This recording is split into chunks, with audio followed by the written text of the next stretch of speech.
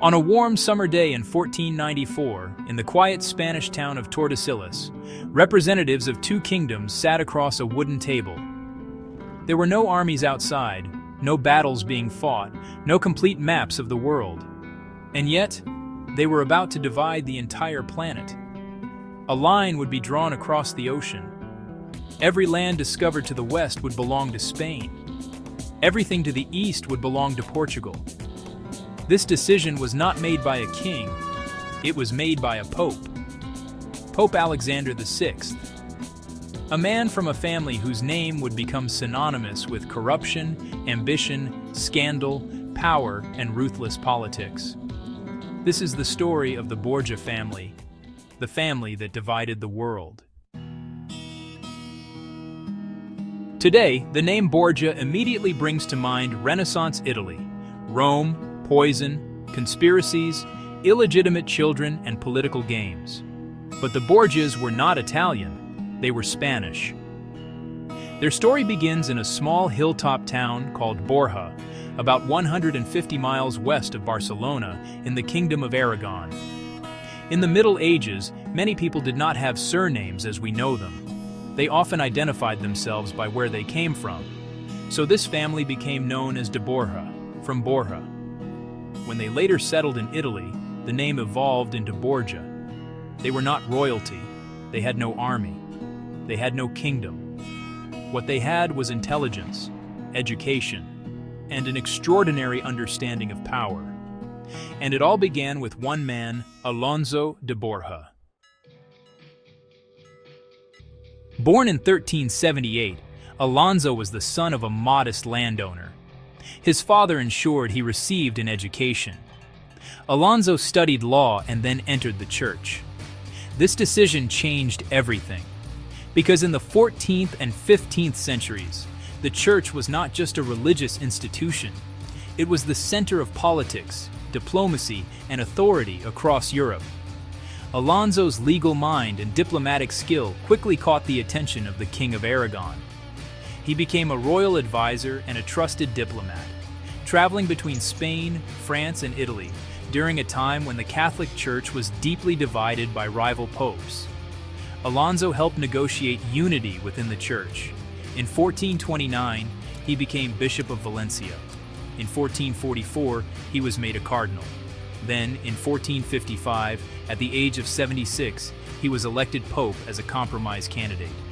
He became Pope Callixtus III, and at that moment, the Borgia family stepped into Rome.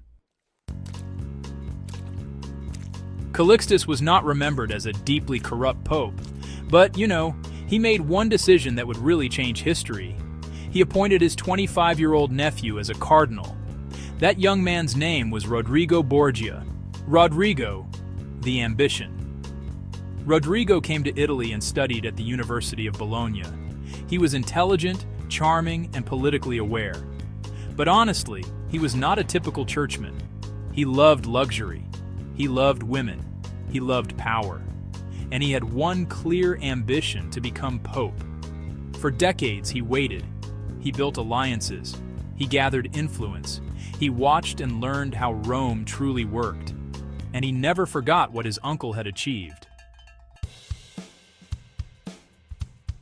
When Pope Innocent VIII died in 1492, a new pope had to be elected. This conclave, held in the Sistine Chapel, became infamous. Bribes were openly offered. Gold changed hands. Promises of palaces, lands, and titles were made. France pushed for its candidate. Roman noble families pushed for theirs. Rodrigo Borgia did something smarter. He secured the support of the powerful Orsini family by offering them enormous rewards, palaces, castles, positions of authority, and the votes followed. Rodrigo Borgia was elected pope. He took the name Pope Alexander VI. The Borgia family had reached the height of power. Soon after becoming pope, Alexander faced a global crisis. Christopher Columbus had discovered new lands. Portugal had found a sea route around Africa. Spain and Portugal were on the verge of conflict over who owned these new territories. Alexander issued a papal decree. In 1494, Spain and Portugal signed the Treaty of Tordesillas. An imaginary line was drawn across the Atlantic Ocean. Everything west of the line belonged to Spain. Everything east belonged to Portugal. This single decision explains why Brazil speaks Portuguese today, and why the Philippines came under Spanish influence. One pope, one line, a world forever changed. But Alexander wanted more than influence. Alexander was not content with religious authority. He wanted dynastic power. He wanted to create territories and titles for his children, especially for one son, Cesare Borgia, a man who would later inspire Niccolò Machiavelli while writing The Prince. And this is where the story becomes darker, more violent, and far more dramatic.